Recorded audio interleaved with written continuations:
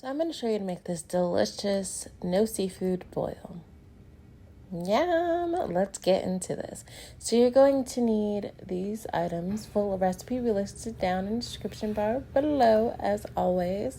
Now let's get into this because, I'm all for making food that tastes delicious. You're going to need your mushrooms. I have lobster mushrooms, button, oyster, and also some heart of palm. Heart of palm is not a mushroom. Next, you're going to need some corn, fresh corn, and some red potatoes. And you're going to need lemon or lime and a yellow or Spanish onion.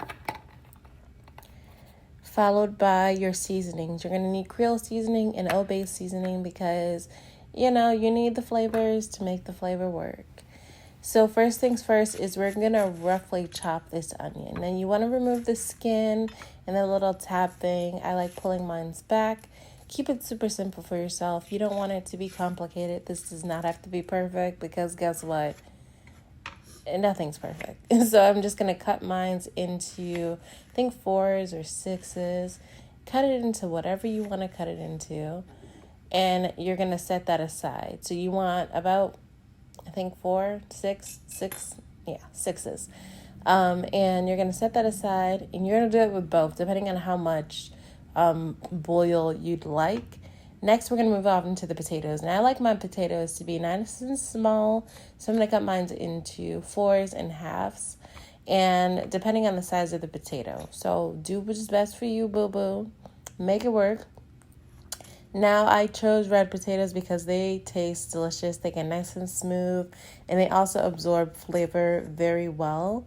And you'll see it as we cooked this boil. So I'm cutting my halves into half and just making it super simple for myself. This is not a lot of hard work.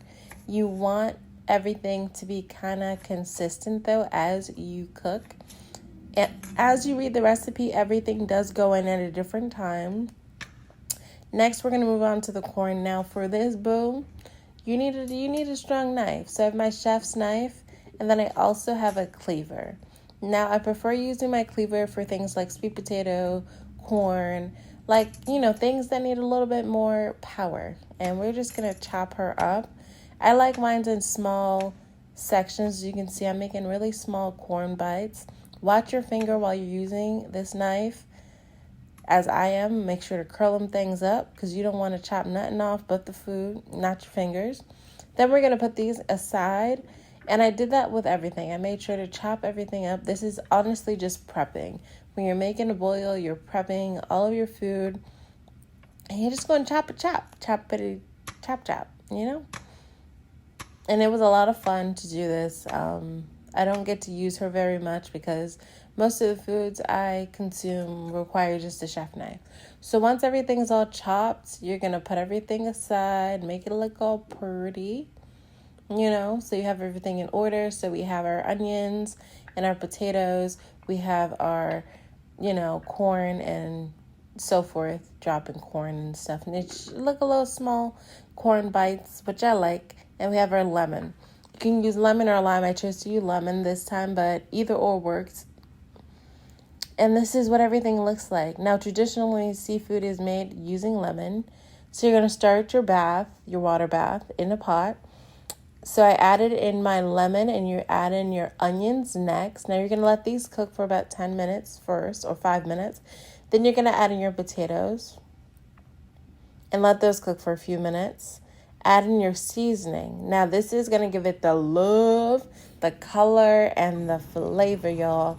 I added in some Hungarian sweet paprika. That's what's going to give it the nice color. Now, season to your liking. I added in more seasoning gradually as I cooked and added in more.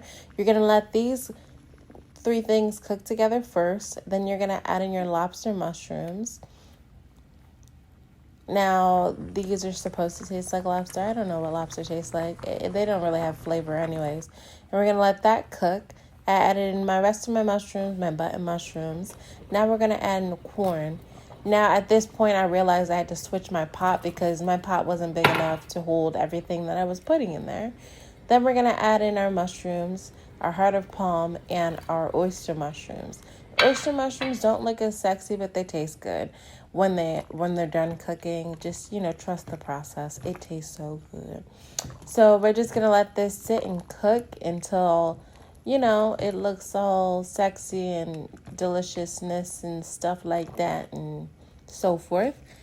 And I'm just giving this a nice stir. Again, I seasoned my food throughout this.